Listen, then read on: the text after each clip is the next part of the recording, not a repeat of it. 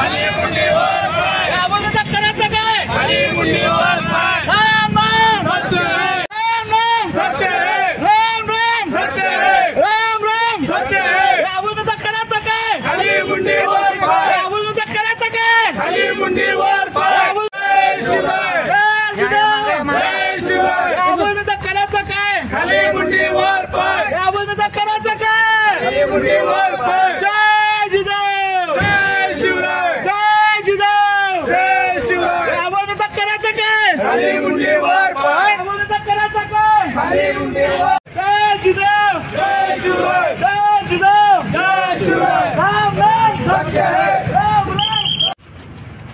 या बोलमीचा करायचं काय, खाली मुंडीवर पाय, या बोलमीचा करायचं काय, खाली मुंडीवर पाय, जय जिजाऊ, जय शिवराय, जय जिजाऊ, मागं सर काय? जय जिजाऊ, जय शिवराय, जय जिजाऊ, जय शिवराय, जय जिजाऊ, जय जिजाऊ, जय शिवराय, राम नाम सत्य है, राम नाम सत्य है, जय भवानी, जय शिवाजी, जय भवानी, जय शिवाजी, या बोलमीचा करायचं काय, राम नाम सत्य है, जय भवानी, जय शिवाजी, जय भवानी, जय शिवाजी, औरंगजेब काय करायचं, खाली मुंडीवर पाय, जय जिजाऊ, जय शिवराय, छत्रपती संभाजी महाराज की औरंगजेबाचं डीएनए घेऊन ज्यांनी जन्माला आलाय तो